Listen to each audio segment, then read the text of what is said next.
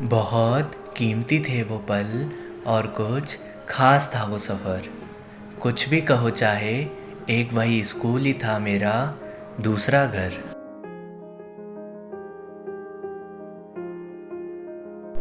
ना जाने की ज़िद की थी मैंने मम्मी से, कभी पेट में दर्द तो कभी तबीयत ख़राब का बहाना बनाया था। ना चाहते हुए भी मैंने रोते रोते स्कूल की ओर मेरा पहला कदम बढ़ाया था। स्कूल बस का रोज़ इंतज़ार रहता था, आज तो विंडो सीट पे मैं ही बैठूँगा। हमारे बीच रोज़ इसी बात पे झगड़ा होता था। बातें करते करते स्कूल आ जाता था। फिर होती थी वो स्कूल असेंबली, जिसमें जाने का बिल्कुल भी मन नहीं करता था। कभी चक्कर का बहाना करते थे तो कभी वॉशरूम में जाकर छुप जाते थे। पकड़ा जाए अगर एक तो डांट सब मिलकर खाते थे।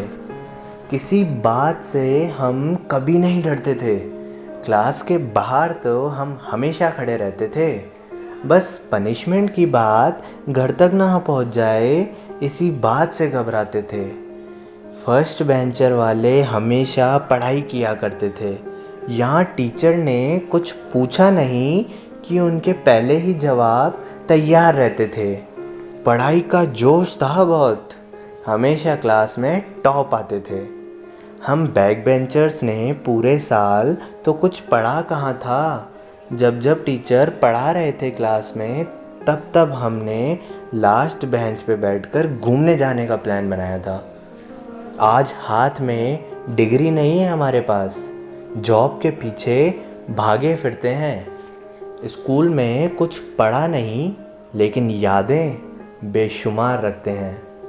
अनजान से वो मेरे दोस्त मेरी जान कुछ इस तरह बन गए, था नहीं कुछ लेकिन जीने की वजह बस मानो वही बन गए।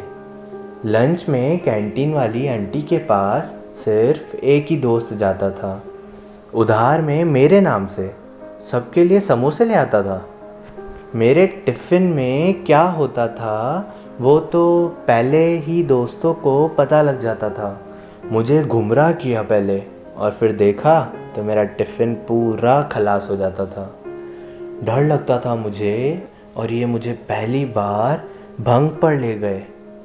घबरा मत यार, कुछ नहीं होगा, मुझे ये कह के घुमाने ले गए। डर रहता था बात घर तक ना पहुंच जाए, लेकिन मज़ा तो आता ही था, तो बिना घबराए मैं चला जाता था। फेयरवेल का वो आखिरी दिन आ चुका था।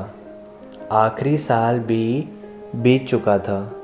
आज तक नहीं सुनी किसी की, लेकिन उस दिन प्रिंसिपल का वो आखिरी अनाउंसमेंट ध्यान से सुना था। जा रहे थे सब बिज़ी होने के लिए। सब एक दूसरे के साथ फ़ोटो क्लिक कर रहे थे, उन्हें याद करने के लिए। वो लास्ट ग्रुप फ़ोटो आज तक पड़ा है। कुछ नहीं बदला, सब वैसा ही है। बस कुछ दूरियां हैं तो कुछ कांटेक्ट से बाहर हो गए। कुछ भी कहो, अब बहुत ही प्यारा वो सफ़र था। वो एक स्कूल ही था जो मेरा दूसरा घर था।